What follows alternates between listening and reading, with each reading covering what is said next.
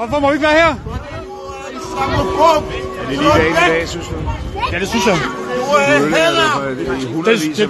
Det gør vi ikke. Vi har ikke stået afbrudt talerne eller noget. Det er der folk, der ikke kan tåle det. Jeg sagde til politiet, vi først sige noget. Jo, det er jo fair nok, men altså helt Men Lars, nu er vi har dig. Ja, vi har jo set det smødes før. Nej, det er ikke rigtigt. Du kender os, ja. Du har set mig en gang deroppe. Det er det, jeg vil spørge dig om. Er det rimeligt, at en udenrigsminister kalder os for tosser? Vi mener, vi er modstandsfolk og frihedskæmper. Du har aldrig mødt os, du har aldrig talt med os. Du går ud og kalder os for tosser. Er det rimeligt, synes du? Jeg er tosser. Synes du, det er rimeligt, uden aldrig at møde os? Du kender ikke mit baggrund, du kender ikke mit liv eller noget som helst, og så går du ud og kalder os tosser. Er det rimeligt som udenrigsminister? Jeg er tosser, Jeg synes, det er et tosset budskab. Det er noget helt andet. Men der er forskel på at sige, at vi er så tosser. Men hvis du vil have min undskyldning for det, så må du gerne få det. Så er der også en anden ting, Men for lige at gøre det færdigt, fordi jeg synes, det er et tosset budskab. Jeg siger, jeg ikke har mødt jer. Så har jeg i hvert fald mødt nogen af jer. Det er ikke fordi, I er så mange, men jeg har mødt nogle af jer. Blandt andet ham, der har stået nede for min egen gadedør og brændt min egen bøger af. Nu taler I nogle fine taler, og vi er jo alle sammen enige med jer, om det var en forfærdelig tid. Men det vi jo aldrig hører, det er løsninger. Hvad gør vi ved problemet? Ja, jeg tror i hvert fald, det er ikke en del af løsningen at tage mikrofoner op og så stå og råbe fucking islam. Det mener du ikke? Nej. Men hvad er så løsningen? Jeg tror, at kom ind på, hvad det er, vi snakker om. Vi snakker det i Mellemøsten, eller om vi snakker om... Altså, jeg vil helst snakke om islamisering af Danmark, og den manglende integration og assimilation.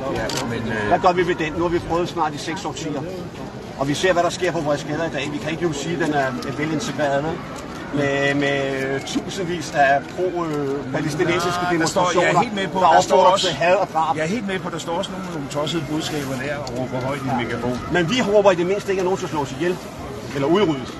Nej, jeg ser bare min egen Twitter-profil. Der står alle mulige andre. Der står mange sjove ting. Men altså, jamen, jeg har jo set en muslim siden min egen folketingsprogram.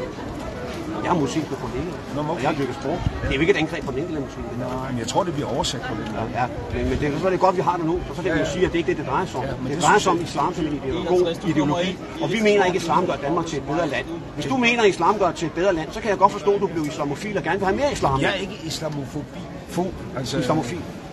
Islamofil, eller det er altså, jeg er medlem af Folkekirken og kristen og døbt og skal også begraves en dag i kirken. Men det kan bare ikke nytte noget, at man lægger en helt befolkningsgruppe, som har en bestemt religion for had. Jamen altså, du siger had, men jeg mener jo, det er sund fornuft. At vi advarer mod den her udvikling. Jeg var dreng i 70'erne og har fulgt det siden starten af 80'erne, der var ung mand. I 40 år har jeg fulgt den her udviklingspolitik. Du skal ikke afbryde mig. Og der har jeg fulgt den her i 4 år. Jeg kan se, det bliver ikke til det bedre. Det bliver ikke til det bedre. Hvis jeg kunne se, det blev til det bedre, så var jeg mere rolig. Men der er nu rigtig meget, der bliver til det bedre. Altså, der er rigtig mange, som er kommet til, og som har en muslimsk baggrund, som er fuldstændig velintegreret, som sagt, jeg er folketingsmedlem. Du kan altid finde en enkelt eksempel. Ja, men det er ikke, jeg tror, det er... I 70'erne havde vi ikke indvandrerbander, der lå og skyttede det. Prøv at tage Sverige som eksempel. Nu har vi også i Danmark.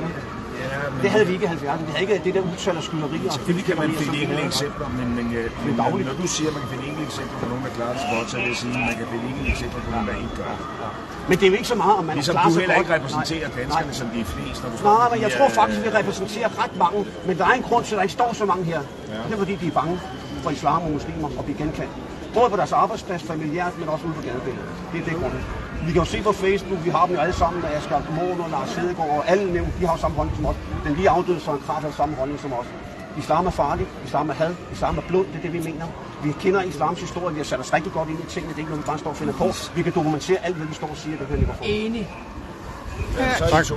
Islam bliver farligt, hvis man ligesom sætter det over politik, og hvis det bliver... Og så må jeg sige noget, du har tit sagt, at vi kun vil provokere splitte. Du har fuldstændig ret med at sige det splitte. Jeg har ikke nogen som helst idé om, at vi skal forenes med islam. Jeg kan så fortælle, at jeg ved så meget om islam. Islam har en idé om, at vi skal forenes med os. Så ved du ikke ret meget om islam. Islam, det er selv helt over til at indføre. Det har gjort i 1400 år. Alle Tyrkiet var kristne, Marokko var kristne, Egypten var kristne, og så videre, så videre, så videre. Og det er det, det drejer sig om. Går ind og læser og studerer islam, så er det, det drejer sig om. De skal udføre deres lille jihad med fanatiske form. Og fanatisme er aldrig godt. Men du kan jo se, selv de sekulære muslimer støtter jo Hamas i dag. Det er jo sørgeligt. Det kan vi jo se. De vil ikke tage afstand fra det. Tak for snakken. Lars, repræsenterer du offerne for islam så? Ja, det så stod man der. Hvor du fik det hele med? Ja, men der er nogen, der skrev den lækker.